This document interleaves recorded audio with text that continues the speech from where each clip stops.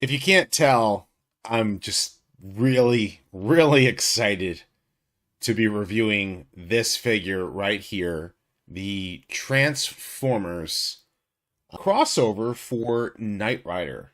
Autobot Agent Knight. Have it in this nice classic crossover packaging. You can see they've recreated the old G1 box art. You've got a nice little tech spec here on the back. And of course, he transforms into the Knight Industries 2000. If you're not familiar with what this crossover means, there was a show called Knight Rider that aired around the same time that the original Transformers cartoon aired. It was a Pontiac Trans Am, and it was a sentient vehicle. It was actually, robotics and all that kind of stuff. And it was driven by David Hasselhoff, played Michael Knight, and the two of them would go and stop the bad guys. And it was a show that I just absolutely loved watching when I was a kid, just as much as I watched Transformers. So I'm really excited to have this crossover figure, and I can't wait to get him out of the box. So without further ado, let's sit back, relax, make sure you're subscribed to the channel, and let's transform and roll out.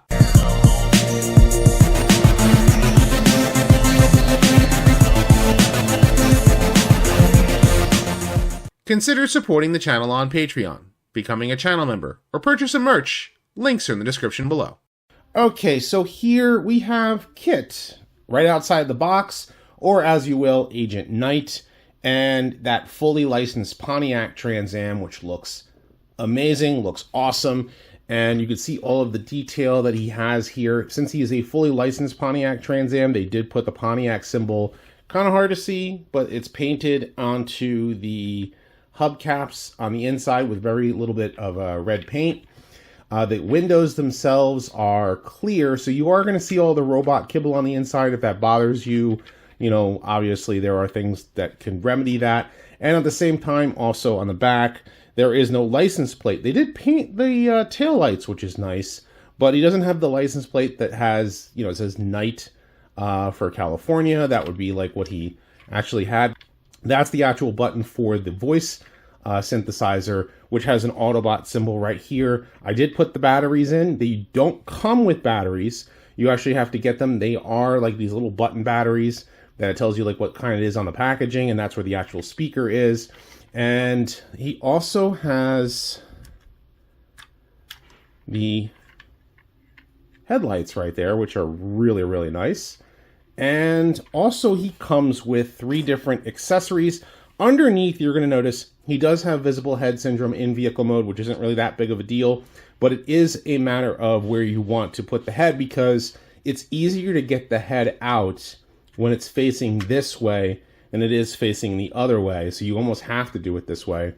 And he comes with a small weapon there, and then a much larger rifle there, as well as his wrist communicator, which you're going to get a good look at what the wrist communicator looks like. And from here, the wrist communicator can actually go on his arm, and it doesn't have to come off. So one of the cool things about Knight Rider back in the day was that there was like this technology that didn't exist yet. You had video calls, you had wrist communicators, and all the things that like we take for granted nowadays because, well, the cell phone is the norm. But back then, those things did not exist. And so having it is just rather cool. And I'm fumbling to get this on here. But there you go. Once it's on there, you can easily put that back in for his vehicle mode. And the car mode does have weapon storage, so you can put the one rifle like so to kind of give you like a little bit of a hitch or a bumper. And the other one you're going to put this way when he's in car mode, like so. And that kind of gives you a nice little, something on the back, but it doesn't get in the way. That's what's really cool, is like the accessories are fully integrated. Now, unfortunately, the placement of the, where you would put a flight stand is underneath the panels for the legs, which does inhibit his, the ability to utilize a flight stand. And you're asking yourself, why would you use a flight stand for this? Well, in the show, he would hit the turbo boost, and with the turbo boost, the car jumps. It's quite literally what it is. The turbo boost would increase speed, so he can quite literally jump over a chasm or a distance or another car.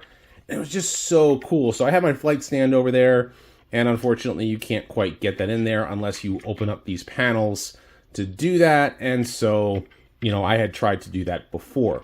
Now, as I mentioned before, he does have voice synthesizing. So it is not the voice of Bill Daniels, unfortunately. So I'm just going to turn him on. It's just so cool seeing the red light there on the car. Hit it again. That was the sound effect you heard on the show all the time. The tire skidding. Are you sure this is the right way? Very well. And they got a voice facsimile to sound like him. Thank you, sir. I am the voice of Night Industry 2000's microprocessor, KITT for easy reference. KIT if you prefer. Yes, KIT if we prefer. Hold on, this could be a bit bumpy.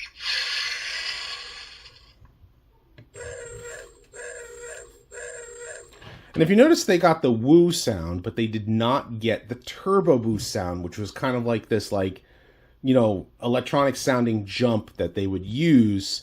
And I used this sound effect for my Prime Rider, thing, in order for him to, to have Hot Rod be just that, was to be Prime Rider. And, unfortunately, the first version is fine because it's like a cover. And then the second version, I used the real music, and of course got a copyright claim for that one, but that's all right. So there you can see, KIT, or the Agent Knight, in his car mode. And I'm going to give you guys some size comparisons here. Just going to move KIT over just a little bit, and we'll show off Hot Rod, which you can see how small Hot Rod is compared to him. And to bring in more of your childhood, here is the Turtle Van. We'll bring, and there's KIT signs off. We've got the DeLorean. Got to bring in, let's just move the Turtle Van back here. We'll put in the Ghostbusters Ecto-1, Ectotron. Let's just move these guys forward just a little bit. We'll move Turtle Van like so we can get one more in. Gotta have Optimus Prime. And I don't have Studio Series 86 Optimus yet. I hope to get him eventually. But that is Earthrise Prime and Studio Series 86 Hot Rod, next to KIT and all of your childhood, all wrapped into one there in car mode. So let's get this guy ready for transformation. Okay, now to get this guy transformed, what you're going to do is, first and foremost, if you had the guns, you would take them off the back panels there. The next thing we're going to do is we're going to open up the doors, like so. It's very much like a Prowl style transformation. We're going to open up these panels, which is where the legs will be. We'll undo the arms from it actually has, parts there in order to connect the arms inside. So we're going to disconnect those. And from here, we are going to fold out the arms like so. And this is going to allow us to move the entire assembly out like this. And the feet are connected on the inside. They kind of give off the impression when it's in vehicle mode that they are the chairs of the car. And you're going to open it up like this. Pretty simple on the transformation. Close them up, separate the legs, and now we'll form feet and legs. And you can already see there, it's kind of like blue jeans for his, for his robot mode. Then we're going to rotate the entirety of the upper torso, move the arms down and out of the way. And from here, you want to push you get the windshield down, push that down. Now, the first time I transformed him out of the box, this was very tight. You had to press down very hard in order to get that down. And we're going to move that like so. Now we're going to get the head out. And like I said, because the head was facing down, it's easier to get the head out, and then you can rotate it like you need to. We're going to get that all the way up so you can easily see that it is a very Prowl style transformation. The hinges for the transformation are right there. We're going to fold it backwards, and it's a very tight, happy accident right there. We're going to push this down, and it's very, very tight. You have to really press down hard, and be very, very careful, of course. Get the hinges down like so, and then kind of press down, and you'll get like this nice tight connection so that the stomach, his stomach is where it's supposed to be. We'll rotate the arms around, and for the most part, we are done with him in robot mode. Now, a couple things you do have options for. The sound effects are not any different whether you're in vehicle mode or robot mode. You can rotate the wings or his door panels down if you want to, and you can also rotate this down if you want to, if you want a different profile.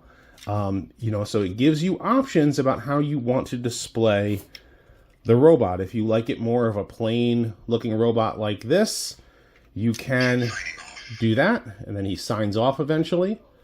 And you can also rotate it like so. So let's get a closer look at him. Taking a look at his head sculpt, you can see his eyes are behind the visor. It does not give you the option to put the visor inside the head like you could with Studio Series 86 Hot Rod. I know for some folks that might be a disappointment. For others, it's not so much a disappointment because some folks I've heard have actually broken theirs, but that's a matter of personal preference. He does have rotation on his ankles, his knees. He does have thigh rotation, has full rotation of his arms, bicep rotation, and the hands themselves are on a ball joint, and so now he can hold his weapons. And like I said before, having the wrist-mounted communicator, can easily put it up like so. And he can carry both guns, or you can utilize the fact that on the back of the wings, the guns can go here on the back of the wing. Give you this, communicating whomever has to communicate to. Was just something so cool to incorporate there because, you always saw Michael contacting Kit or contacting Devin, whomever, and that's how he would do it with his wrist-mounted communicator. And this was an 80s thing. This was something, I think it was it wasn't really new. I think Dick Tracy had already done it. So it was just something that seeing it done in this TV show just made everything feel high-tech for him. And I think as a robot, Agent Knight just looks awesome. I love the blue jean aesthetic for the robot legs, just where everything is. It's a simple transformation, so it makes it a lot of fun. You can easily transform it back and forth as you want to, but the only issue I've seen some people say about this toy is the fact that he's tall, He is not your standard, deluxe or Voyager scaled figure. He's a little larger than that. And for some people, that could be an issue. I don't find it an issue. And I'll show you here some of the robot modes with him so you can kind of get a good size comparison. And as you can see here, with all of these different Transformers crossovers included, and then of course with Studio Series 86 Hot Rod, Earthrise Optimus, and Studio Series 86 Bumblebee, we've got Gigawatt, Party Wallop, and Ectotron standing all next to Agent Knight. And Agent Knight stands very, very tall next to the rest of them, but I think it all looks really cool together. Like, it doesn't matter, with this particular character and this particular car, it being a little bit taller. I just think it looks so cool. You know, I can't really like express to you like how happy I am to finally have like Knight Rider standing next to all of these other vehicles. It's like all of your childhood in one. And I know, yes, there are a couple other crossovers like the Top Gun Maverick and the Jurassic Park ones as well, but I think that all of these together look awesome. So let me wrap up and give you guys my final thoughts. So do I think that you should pick up Agent Knight? Yeah. If you're a Knight Rider fan, this is like an absolute must get for you, especially if you're into Transformers. Like, this figure is just really, really cool. I love the all the homages that they put into it. I do wish that they would have gotten, you know, it was William Daniels to voice Kit for the actual figure itself, but you know, it is serviceable for what it does. The light is cool. It's just a very awesome looking robot mode. There's a lot of different just things that they have added to it that really make it worth it, in my opinion. And, you know, while some people might say like the figure is much larger than it should be, it's Kit, man. It's just so cool. But I want to know what you guys think. Do you think that the Agent Knight figure is worth getting? Of course, leave your thoughts in the comment section down below. Be sure to thumbs up this video and subscribe. Check out my other videos as well. I have many more Transformers discussions, retrospectives, reviews, and more coming down the pipeline, so stay tuned for all of that.